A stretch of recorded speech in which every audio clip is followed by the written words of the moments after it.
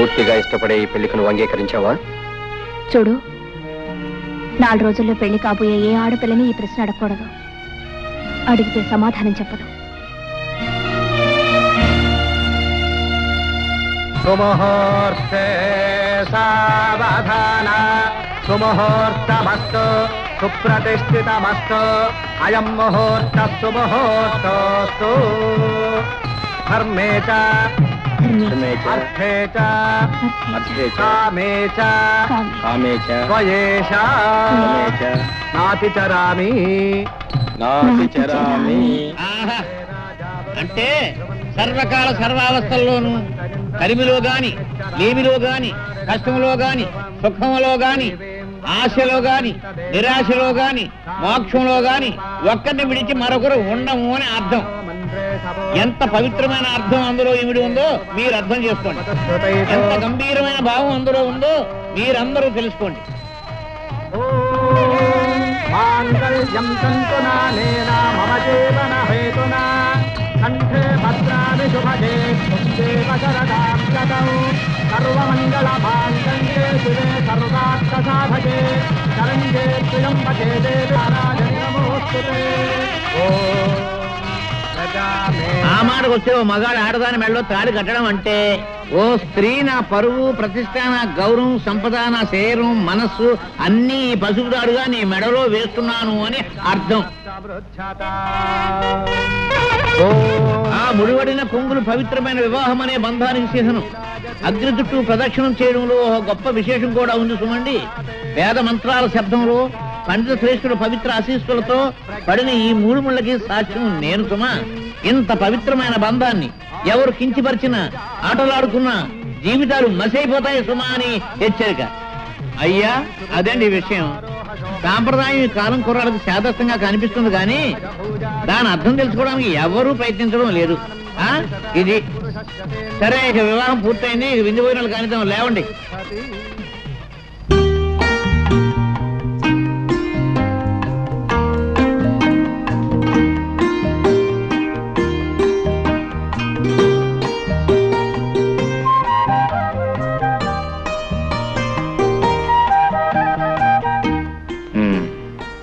అమ్మాయి గారి సిగ్గుగా ఉందా?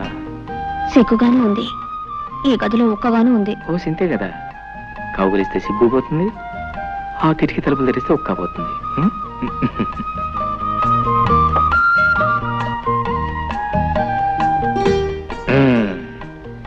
కిటికీ తలుపులు తెరిచాను, గాలి వస్తుంది, నీ ఒక్కపోతుంది.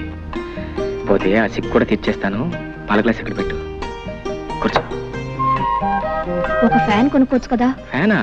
దాన్నేం భాగ్యం. ఎన్నాళ్ళు ఒంటరివాణి కదా, దాని అవసరం లేకపోయింది. హాయిగా ఆరు బయట పక్కేసి పడుకుంటే ఆ పైరుగాలికి మైమరిచి నిద్ర పట్టేది. ఇల్లాలో నువ్వు వచ్చావు కదా, అసలు మన సంసారానికి కావాల్సిన ముఖ్యమైనవన్నీ ఒక లిస్ట్ తయారు చేసి వచ్చే పట్ల కొనేస్తాను.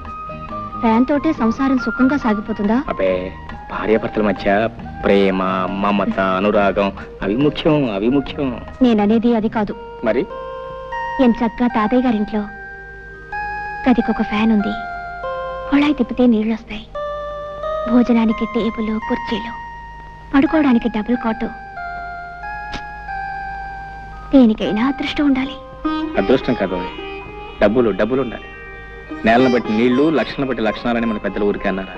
చూడు, వెనక ఒక మాట చెప్పనా, మనకున్నదాన్ని మనం స్వర్గం అనుకుంటే స్వర్గం, నరకం అనుకుంటే నరకం. కుళాయి తిప్పినా వచ్చేది ఆ నీళ్లే, మన పెరటి బావిలో తోడినా వచ్చేది ఆ నీళ్లే. ఫ్యాన్ తిరిగినా వచ్చేది ఆగాలే, మన కిటికీ తలుపు తెరిచినా వచ్చేది ఆగాలి. పందిరి మంచమైనా, డబుల్ కాటైనా నిద్ర ముఖ్యంగానే మంచం కాదు. సర్లే, మగాళ్ళకి ఏదో సర్ది చెప్తారు. సత్య చెప్తాం కదా, జీవితానికి అర్థం చెప్తున్నాను. ఎందుకు? బాగా చెప్తాను. ఇటు రావోయ్. చూడు, ఆ చెట్టు కింద నా జంటను చూడు. ఎండొచ్చినా వానొచ్చినా ఆ చెట్టే వాళ్ళకి శరణ్యం. అదే వాళ్ళ మిద్దే, వాళ్ళ మేడ. జానకి, ఓ మాట చెప్పనా, జీవితంలో మనకంటే ఉన్నవాళ్ళని చూసి మనం బాధపడే కంటే, మనకంటే లేని వాళ్ళని చూసి వాళ్ళకంటే మనం ఎంత అదృష్టవంతులమో తెలుసుకుని సంతోషించడం ఎంతో మంచిది. అదే జీవిత సత్యం, అదే జీవితాన్ని అర్థం చేసుకోవటం. అర్థమైందా? నవ్వు నవ్వు.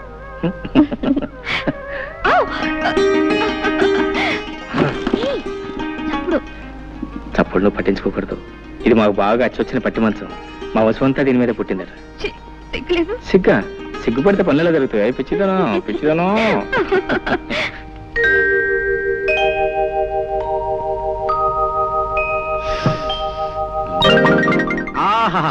స్వాగతం సుస్వాగతం రా. నాకసలు పెళ్ళే అవదని పిల్లనివ్వమని ఈ ఊళ్ళో చాలా మంది కారు కోతలు రైలు కోతలు కూడా కూర్చారు. అందుకే నేను సీక్రెట్ గా పెళ్లి చేసుకున్నా. ఏ అమ్మాయిదన్నా చెయ్యి పట్టుకుంటే 500, కాలు పట్టుకుంటే 600 జరిమానాలు వేసి నావి 10 ఎకరాలు తినేశారు. రేపటి నుంచి నీ కాళ్ళు చేతులు నడి సెంటర్లో రోజుకి 100 సార్లు పట్టుకుంటాను. ఎవడేం చేస్తాడో చూస్తాను రా.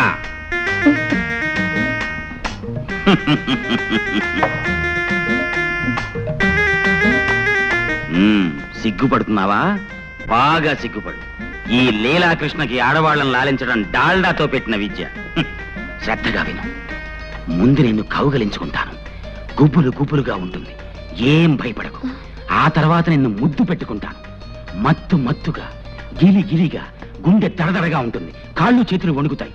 అయినా భయపడకు. ఆ తర్వాత చెప్పడం కుదరదులే. రెడీ? కౌగలింత. ఇదేం కౌగులంతా?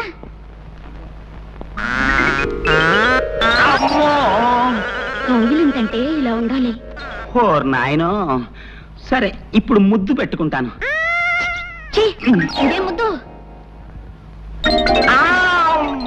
ముద్దంటే ఇలా ఉండాలి. ఓర్ నాయనో, ఈ దేవుడోయ్, నా కొంప ముంచావు కదే.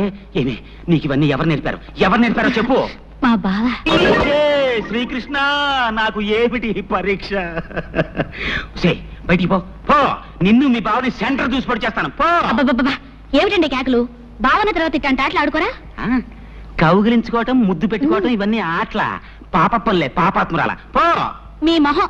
చిన్నప్పుడు బావ మరదలు ఆడుకునే బువ్వాలాటలండి. చిన్నప్పుడా? అంటే ఇంతప్పుడా? అమ్మయ్యా, బతికించావు కదే. మీ బావ ఎక్కడున్నాడు? మిలిటరీలో. తేడా వదిలిపోయింది. నీకెప్పుడన్నా బొవ్వాలాట్లు ఆడుకోవాలంటే నాతోనే ఆడుకో, ఇంకెవరితోనూ ఆడుకో. పడుకో, కళ్ళు మూసి పడుకో.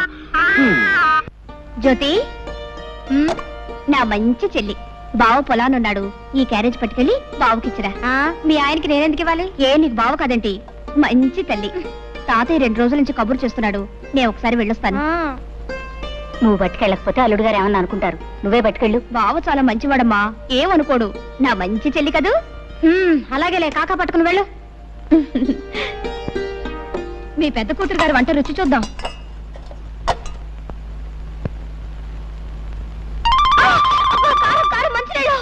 చాలే ఊరుకోవే, మరీ నడమంత్రం. దానికి అసలు వంటే చేతగానట్టు మాట్లాడతావు.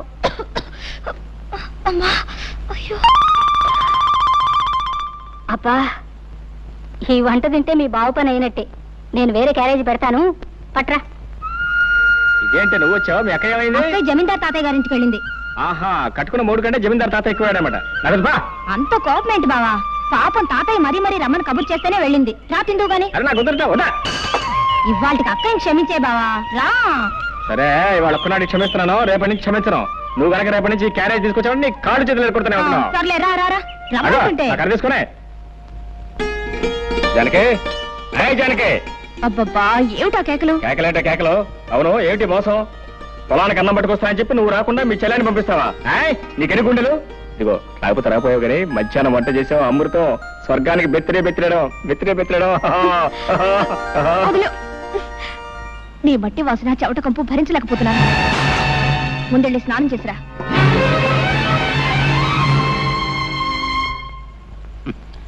నువ్వు చెప్పినా చెప్పపోయినా నాకంతా తెలుసు మురళి. నువ్వు జానకిని ప్రేమించావు, తప్పులేదు. కానీ వాళ్ళ బాబేదో కొంపలు ముంచుకుపోయినట్టు ఆ జాతి రత్నాన్ని తీసుకెళ్ళి మోటు రత్నాన్ని కట్టబెట్టాడు. ప్రేమించిన ఆడ దొరకపోతే ఎవరికైనా బాధే. మరి అంత మాత్రాన్ని నువ్వు ఇలా మనసు పాడు చేసుకోవటం నాకు బాధగా ఉంది. జరిగింది మర్చిపోవటం అంత తేలిక కాదు. కష్టమే, చాలా కష్టం, నాకు తెలుసు. అందుకే మర్చిపోవటానికి కొన్ని సులువైన పద్ధతులు కనిపెట్టారు మన పెద్దలు. అవును, చరిత్ర తిరగేస్తుడు. పార్వతిని ప్రేమించిన దేవదాస్ ఏం చేశాడు? పార్వతిని మర్చిపోవటానికి మందు కొట్టాడు. అందాక ఎందుకు, ప్రేమ్నగర్ సినిమాలో నాగేశ్వరరావు ఏం చేశాడు? వాణిశ్రీని ప్రేమించి ఆ అమ్మాయి తిరస్కరించిన తర్వాత బాటిల్ ఓపెన్ చేశాడు. అతనే కాదు, చరిత్రలో భగ్న ప్రేమికులందరూ బాధని మర్చిపోవటానికి మందునే ఆశ్రయించారు. ఏదిగో లీలాకృష్ణ, ఏమిటిదంతా? వద్దు ప్లీజ్. అమ్మమ్మా, మనం చరిత్రను అవమానించకూడదు. పెద్దలు నడిచిన తోవనే మనము నడవాలి. ఇది ముందు కొంచెం ఘాటుగా ఉంటుంది, ఆ తర్వాత బగరుగా, తియ్యగా, చేదుగా, అచ్చం ఉగాది పచ్చడిలా ఉంటుంది. అబ్బా,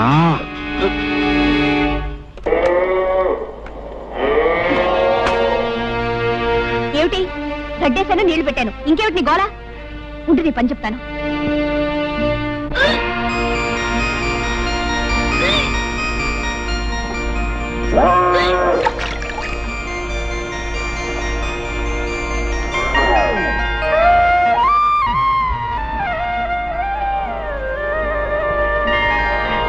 నీకడు బంగారం కాను, ఇంత మంచి వార్త ఎవరికి చెప్పొద్దంటావే. ఉండు జ్యోతి, నేను చెప్పేది పూర్తిగా వినమ్మా. ఏమిటే? పెళ్ళై ఇంకా ఏడాది కూడా కాలేదు, అప్పుడే నాకు పిల్లలు ఎందుకు చెప్పు. అయితే ఏమంటావు? ఏం లేదు, ఇరకల వెంక మీద పోవడానికి ఏదో మందిస్తుందట, అది నేను వేసేసుకుంటాను. పిచ్చి పిచ్చిగా వాగా అంటే చెప్పు తీసి కొడతాను.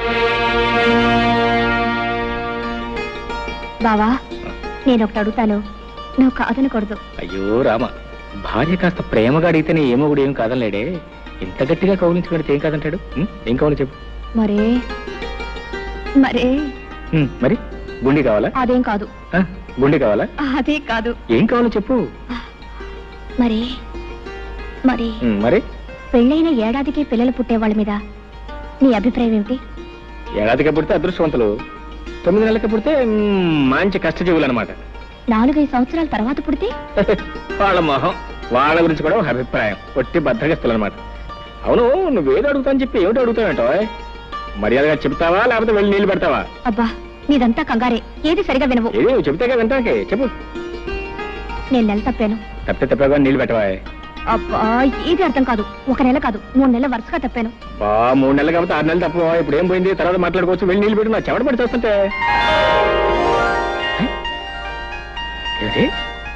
వరుసగా 3 నెలలు తప్పానన్నావా?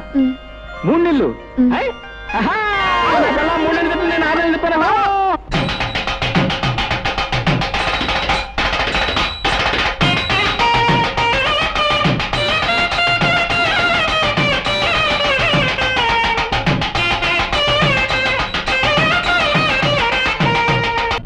అది కాదు బావా, నేను చెప్పేది కాస్త ఆలోచించు. ఏంటో ఆయన నువ్వు చెప్పేది నేను ఆలోచించేది. నోరు పడక, నిద్ర వస్తుంది. మరీ ఇంత తొందరగా పిల్లలు ఎందుకు చెప్పు? ఇంకా చిన్న పిల్లవి. అవును, ఈ మాట చెప్తే మీ అమ్మ ఏదో అందన్నావు, ఏమంది? చెప్పు తీసుకు కొడతానంది. ఏటో చెప్పు తీసుకు కొడతానంది. మీ అమ్మ కేవలం మాటల్లో ఉంది, నేను కొట్టి చూపిస్తాను అనుకున్నావు. లీలాకృష్ణ గారు, మీకు శుభవార్త, మగపిల్లాడు పుట్టాడు. సంతోషం అండి, చాలా సంతోషం. ఉండండి, మీ ఫీజు ఇస్తాను. గురువు గారు, నాకు చిన్న అనుమానం. అవకాశం ఇచ్చాను, అడుక్కో. ఏం లేదు, మీకు పెళ్ళై 9 నెలలు అవ్వలేదు కదా, అప్పుడే పిల్లాడు ఎలా పుట్టాడండి? ఓర్ నాయనోయ్, డాక్టర్ గారు, ఇది అన్యాయం, మోసం, దగ, కుట్ర. మీకు నేను ఫీజు ఇవ్వను. ఏమిటండి మీరు అనేది? పెళ్ళైన 7 నెలలకే పిల్లాడు ఎలా పుడతాడండి? అంటే నా భార్య. చాలా ఊరుకోండి, అన్యాయంగా మాట్లాడకండి. కొంతమందికి ఇలా నెలలు నిండకుండానే పిల్లలు పుడుతూ ఉంటారు. అంతేనంటారా? అంతే. ఇదిగోండి మీ ఫీజు. థాంక్స్.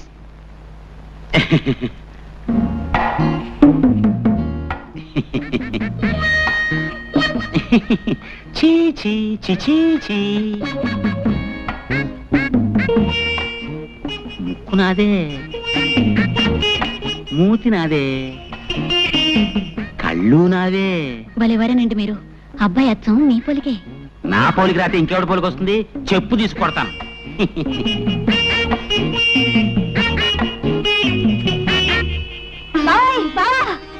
ఏంటే ఏంటే ఏంటే? అయ్యో అయ్యో ఏంటే? ఈ మహారాజు గారికి మహాలక్ష్మి పుట్టింది. నా కూతురు పుట్టిందా? ఇదిగో ఈ 100 రూపాయలు తీసుకుని మీ ఇష్టం వచ్చిన సరదాలు ఏమైనా చేసుకోండి.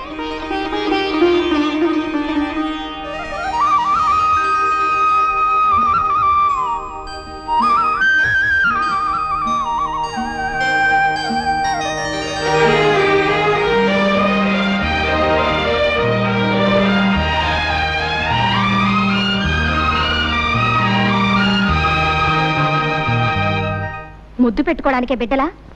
ఎలాగైతే కన్నావులే గొప్పగా. పిల్లకి స్నానం చేయించడం కూడా రాకపోతే ఎలా? ప్రతిరోజు ఎవరొస్తారు ఈ పనులన్నీ చేయడానికి? చిచి, ఇదంతా నాకు అలవాట్లేదు. ఆహా, నాకు మాత్రం ఉందా? నేనేమన్నా 5-6 కన్నానా? ఆడదన్న తర్వాత ఇవన్నీ తనంతట తనే నేర్చుకోవాలి. బావా ఆ, ఓ పంచే, పిల్లకు నీళ్లు పోయడం పాలు పట్టడం ఇవన్నీ నువ్వు నేర్చుకో. ఇదేదో పెద్ద పని అయినట్టు. ఇంతలా పెళ్ళాలని సేవ చేయడం నేర్చుకున్నవాడిని బిడ్డకు నీళ్లు పోస్తే ఇద్దరు ముసలేనా? నువ్వు రాకపోతే ఎవరు చేసేవారు? నేనే కదా మీ అక్క చేస్తా. మీరిద్దరూ కలిసి నన్నే వెగతాళి చేయక్కర్లేదు. దాన్ని ఎలాగి నా పని నేనే చేసుకుంటాను. తస్సది, మీ అక్క మా లావు తెలియగలదే. పిల్ల ఏడుస్తున్నానో నా ఒళ్ళో, నవ్వుతుంటే దాని ఒళ్ళో. ఇదిగో ఇవ్వబాకు, సరాసరి ఇక్కడ తీసురా. మొగుడు పెళ్ళాలిద్దరూ కలిసి నా చేత పనులు చేయించుకుంటున్నారు.